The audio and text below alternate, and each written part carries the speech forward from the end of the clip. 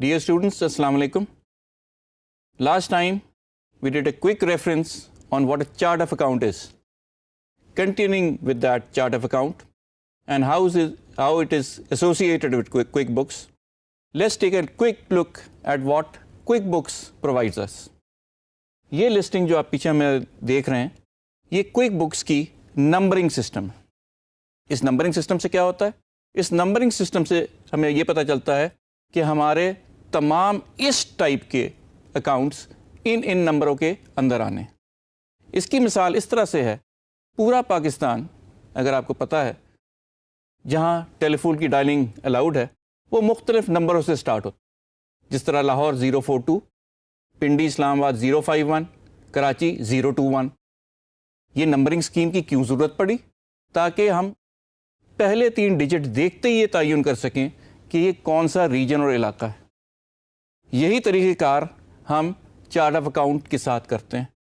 ہم اس کے پہلے 3 ڈیجٹ دیکھتے ہی اندازہ کر سکتے ہیں کہ یہ کس کیٹیگری، کس کلاس میں فال کر رہا ہے. یہ جو آپ کو سامنے نظر آ رہے ہیں تمام کی تمام classification, these are the basic classifications of chart of account with in QuickBooks. آپ کے 10,000 کی سیریز میں تمام ایسٹس آتے ہیں. ایسٹس کیا ہوتے ہیں اس کی ہم ڈیٹیل بعد میں دیکھیں گے. اسی طرح 2 کی سیریز ہماری لائبلٹیز کی ہے، 3 ایکوٹی، 4 ریونیو اور sales, 5 cost of goods, 6 expenses and 8 other expenses. اس کے اندر ہمارا تمام چارٹ آف اکاؤنٹ جو QuickBooks سے ایسوسیٹڈ ہے وہ تمام کا تمام موجود ہے. اور جیسے کہ میں نے آپ کو پہلے بھی بتایا ہوا ہے، جیسے ہی ہم نے اپنی کمپنی ٹائپ سلیکٹ کیا تھا QuickBooks نے اپنا ایک چارٹ آف اکاؤنٹ ہمارے ساتھ ایسوسیٹ کر دیا. اب ہمیں وہ چارٹ آف اکاؤنٹس مل گیا ہے، اب ہم اسے بہتر کر سکتے ہیں اور اپنے لحاظ سے اس کو تراش خراش کے استعمال کے لائق بنا سکتے ہیں. آئیے پہلے ہم یہ انڈرسٹینڈ کرنے کی کوشش کریں کہ یہ اتنی ساری چیزیں جو مشکل لکھ دی گئی ہیں ان کا اصل میں مقصد کیا ہے. سب سے پہلے ایسٹس کیا ہوتے ہیں؟ وہ تمام چیزیں جو ہماری کمپنی اون کرتی ہے.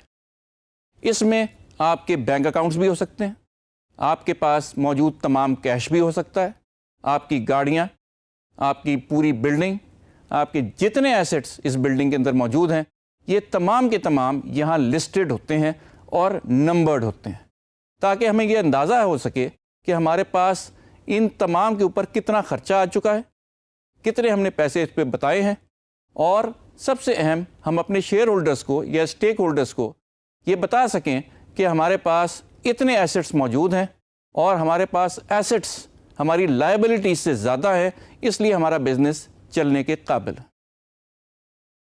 آگے چلتے ہیں.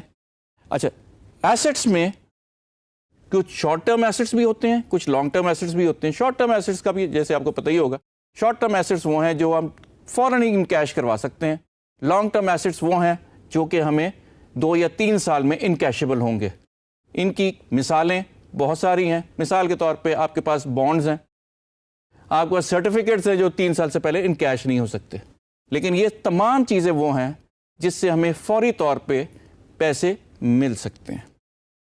سیکنڈ پارٹ ہے ہمارا لائبلٹیز کا. جیسے کہ نام سے ہی ظاہر ہے، لائبلٹیز وہ چیزیں ہیں جو ہم نے لوگوں کو دینی. ہو سکتا ہے کسی نے ہمارے پاس سیکورٹی رکھوائی ہو سکتا ہے کسی نے ہمیں ایڈوانس دے دیا ہو سکتا ہے ہم نے کسی سے کوئی چیز پرچیز کی ہو اور ابھی تک ہم نے اس کے پیسے ادا نہ کیے ہوں. یہ تمام چیزیں ہماری لائبلٹیز، واجب الادا، جو چیزیں ہم نے لوگوں کو واپس کرنی، یہ لائبلٹیز کا حصہ. اس میں بھی شارٹ ٹرم اور لانگ ٹرم لائبلٹیز ہو سکتی ہے، اور بہت ساری ایسی لائبلٹیز بھی ہو سکتی ہیں جو ہم نے فوری ادا کرنی ہے. مثال کے طور پہ ہر سال بلکہ ہر مہینے ہمیں ٹیکس ریٹرن جمع کرانی ہے، سیل ٹیکس کی. ہر مہینے ہم نے اپنے امپلائیز کو سیلری دینی ہے. یہ تمام وہ لائبلٹیز ہیں جو ہمارے پاس noted, recorded and accounted for ہونی چاہیے at any given point of time. اس کے بغیر ہماری اکاؤنٹنگ کمپلیٹ نہیں ہوتی. اگر ہمیں نہیں پتہ ہماری لائبلٹیز کیا ہے تو ہم کبھی بھی تعین نہیں کر سکتے کہ ہمارا بزنس پروفٹیبل ہے یا لاس میکنگ ہے. Liabilities identification and recording is a must. Owners equity. Owners equity یہ ہے کہ ہمارے جو بھی شیئر ہولڈرز ہیں, مالکان ہیں, انہوں نے اس بزنس میں کتنا پیسہ لگایا. ہو سکتا ہے انہوں نے اپنے پاس سے پیسہ لگایا, ہو سکتا ہے انہوں نے لون لے کے پیسہ لگایا, ہو سکتا ہے انہوں نے بینک سے لون لے کے یہ پیسہ لگایا. لیکن جتنے پیسے ان لوگوں سے لیے گئے ہیں ان کا حساب رکھنا بہت ضروری ہے, کیونکہ بعد میں جب پروفٹ کو ڈسٹریبیوٹ کرنے کا وقت آتا ہے تو آپ کی ڈسٹریبیوشن بیسڈ ہوتی ہے آپ کے اس شیئر میں جو آپ کا اس کمپنی میں ہے. اس کی ریکارڈنگ بہت ضروری, اور آپ کو خود ہی اندازہ ہو رہا ہوگا کہ چارٹ آف اکاؤنٹ میں جب یہ سارا ریکارڈ موجود ہوگا تبھی آپ کا بزنس کی صحیح شکل آپ کو دکھائی دے گی. اب ہم دیکھنا چاہتے ہیں کہ ہم جو بھی بزنس کر رہے ہیں اس میں جو بھی ہم سروسز یا گڈس یا دونوں بیچ رہے ہیں کیا اس میں منافع ہو بھی رہا ہے یا نہیں. ریونیو ہمارا, آپریٹنگ ریونیو ہمارے تمام اس سروسز اور گڈس سے مل کر بنتا ہے جو کہ ہم اپنے کلائنٹس کو, کسٹمرز کو بیچتے ہیں. اس میں گڈس میں کوئی بھی بنی ہوئی چیز ہو سکتی ہے جو دکان پہ, اپنے اسٹور پہ, اپنی بلڈنگ میں, اپنی شاپ پہ یا اپنے شو روم پہ ہم رکھتے ہیں.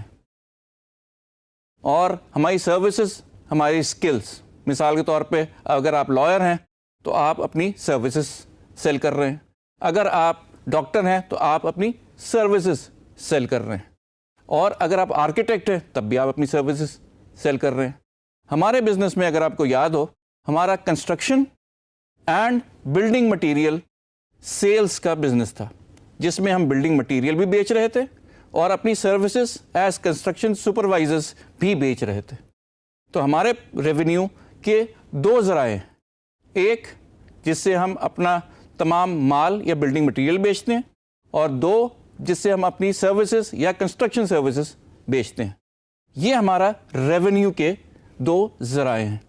اس کے اوپر خرچ ہونے والے آنے والے سارے اخراجات کاسٹ آف گڈ سولڈ کہلاتے ہیں. جیسے نام سے ہی ظاہر ہے کہ یہ کس چیز کی قیمت ہے, یہ ان تمام چیزوں کی قیمت ہے جو ہم نے ریونیو جنریٹ کرنے کے لیے جو بھی ہم کام کر رہے ہیں اس پہ خرچ کی ہے. مثال اس کی یہ ہے کہ اگر ہم نے مٹیریل جس میں سریا, سیمنٹ, برکس, یہ تینوں چیزیں شامل ہیں, یہ سیل کی ہیں تو یقیناً ہم نے کہیں سے خریدی بھی ہوں گی. جہاں سے ہم نے خریدی ہے وہ ہماری کاسٹ آف گڈ سولڈ ہے. اسی طرح جب بھی ہم نے انہیں بیچا تو وہ ہمارا کاسٹ آف گڈ سولڈ ایک طرف رہ گیا اور وہ ہماری سیلز ریونیو میں کنورٹ ہو گیا. ان دونوں کا ڈفرنس, ریونیو اور کاسٹ آف گڈ سولڈ کا ڈفرنس ہمارا گراس پروفٹ کہلاتا ہے. اور یہی وہ چیز ہے جس کے اوپر ہم اپنی پوری اکاؤنٹنگ بیس کرتے ہیں کہ ہمارا گراس پروفٹ کیا ہے. اچھا, اگر ہم سروسز اپنی سیل کر رہے ہیں تو اس کے لیے ہم لوگوں نے بہت سارے ڈائریکٹ امپلائیز رکھے ہوئے ہیں. امپلائیز کون؟ جو کنسٹرکشن میں ہماری مدد کرتے ہیں. ان کی تمام سیلریاں ہماری کاسٹ آف گڈ سولڈ میں آئے گی. اگر آپ کو اس کنسٹرکشن بزنس میں اپنی سروسز دینے میں 100 روپے یا ایکس اماؤنٹ خرچ ہوتی ہے تو آپ کو ریونیو ایکس پلس این رکھنا چاہیے تاکہ آپ اپنا سارے اخراجات یا کاسٹ آف گڈ سولڈ نکالنے کے بعد کچھ نہ کچھ ریونیو جنریٹ کر سکیں. ٹھیک ہے, تو یہ ہے ہمارا وہ پرنسپل جس کے تحت تمام گوئنگ کنسرن, تمام بزنسز اپنے آپ کو رن کرتے ہیں. اس کے علاوہ بھی بہت سارے ہمارے ایکسپنسز ہوتے ہیں جو کہ ڈائریکٹ کاسٹ میں نہیں آتے یا کاسٹ آف گڈ سولڈ میں نہیں آتے. اس میں سب سے پہلا ہے ایڈمنسٹریٹو کاسٹ. ایڈمنسٹریٹو کاسٹ وہ ہے جو آفس کو چلانے میں, اس کی دیکھ بھال میں, اس کی مینٹیننس میں خرچ ہوتی ہے. یہ ڈائریکٹ کسی پروجیکٹ کو چارج نہیں کی جاتی.